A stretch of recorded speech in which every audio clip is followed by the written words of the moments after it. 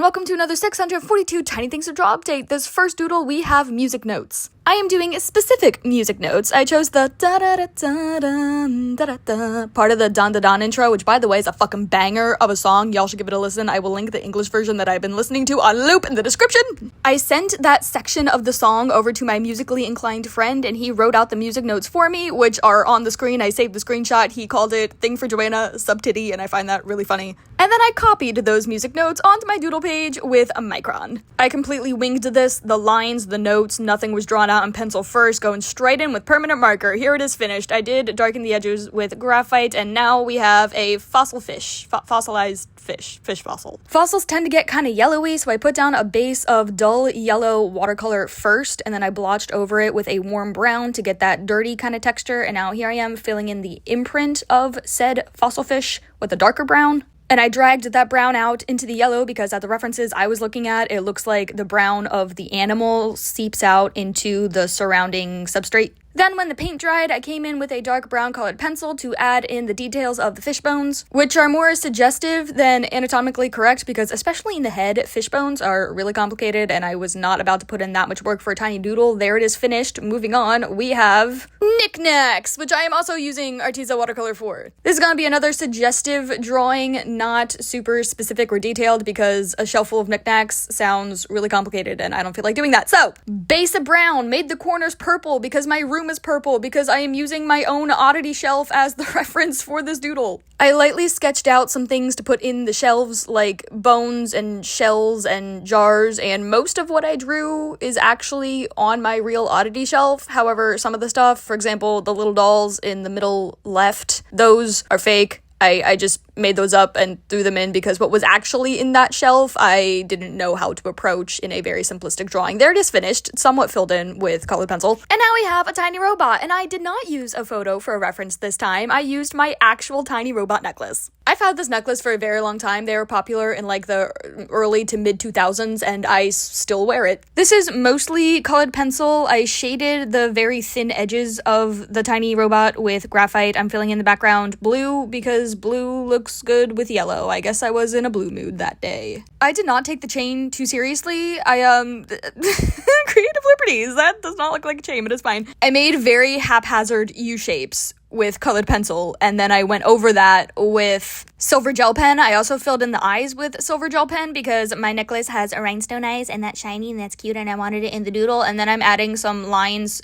in yellow on the robot with more acrylic paint just to jazz it up, make it look fun. There it is finished. Next up we have a ring box, and this one came out really cute. It's entirely done in Shuttle Art acrylic paint markers. Obviously I am filling in the box with a cute light purple. I'm putting down that base color first, and then I came in with a darker purple to fill in the shadow, putting that right over top of the base color. And then I actually used metallic markers to add in those little dots to make the velvet texture. Does that actually read as velvet texture? I don't know, but it is a texture and it gives it some sort of visual interest, so I'm not mad about it. I used a little bit of white for extra highlights, and then I filled in the background blue, of course, and now I am adding some green swirlies and leaves and such to make it cute and pretty and fill in all that dead space. I used metallic markers on the ring itself because, obvious reasons, rings are shiny. There it is finished. I really like this one, and now we have gum under a desk, and I do not really like this one. Really simple concept, blobs of color to make the gum, and then wood grain background to make it look like it's like under a desk or a bench or something like that. Simple concept, I did not execute it well. This entire thing is done with Artecho watercolor and a little bit of Micron at the end,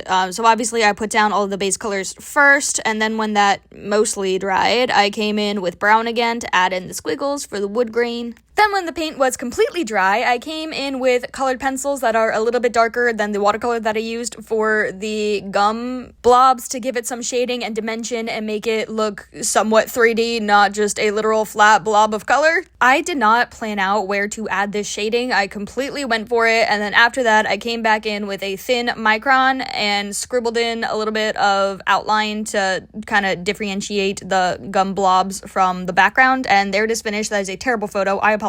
It's shit anyway. Moving on. Here we have scratch and sniff stickers. So I made a little sticker sheet and I used a cup to trace the circles to put the stickers in, and obviously these are sniffy stickers, smelly stickers, so I had to choose things that were scents.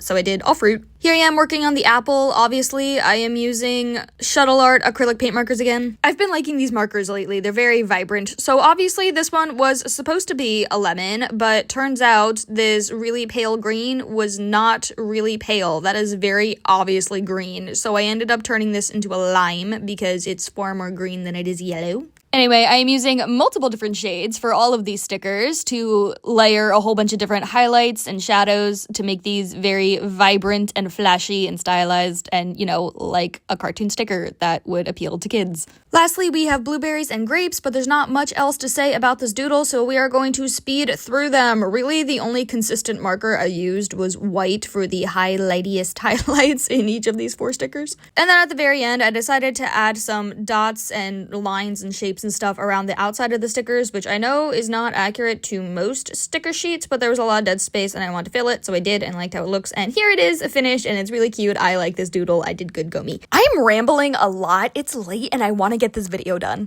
These are really bad photos. I don't know why my lighting keeps changing between video and photo, but there's some close-ups because there's a lot going on. Now we have a quill tip. Shuttle Art acrylic paint markers. Again, I am using all of the metallics for this one because quill tips are made of metal, so they are shiny. I really did try to do highlights and shadows, but it kind of just looks like stripes. For the shadowiest shadow, I used a matte purplish color because I don't have a lot of browns in this set. And of course black for the ink and for the handle, and then I added some shading with graphite. I don't hate this doodle, but it's not great. Anyway, moving on, we have 1 degree hotter, which is a very vague prompt, so I am drawing a thermostat. Thermometer, is there a difference? I don't know. Same markers as before, bright red because hot, and then dull purple for shadow, and some pink for a little bit of a highlight that I think I went over with white. Yes, I did, there it is. Filling in the background, yellow for more hot, and then I outlined and added the little measuring line in blue for contrast. I did not curve that line well enough at the bottom of the glass, so that looks a little funky.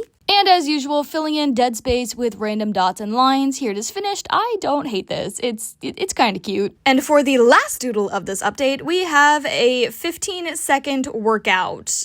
What the hell kind of prompt is that? I am drawing a single jumping jack because what other workout is gonna take 15 seconds? I went super simple with this one, just sketched it out in graphite. I did not pay a whole lot of attention to the background, and I'm using Artist Loft colored pencils to fill it in. I tried to make a foresty background, however the green of the leaves is not really picking up on camera right now, so it kind of just looks dead. And there it is, all finished. Thank you so much for watching. Please remember to like, comment, and subscribe. If you want to see more of me, click the link in the description box where you can find Instagram, other Instagram, TikTok, a whole bunch of other stuff involving me, and I will see you in the next video. Bye!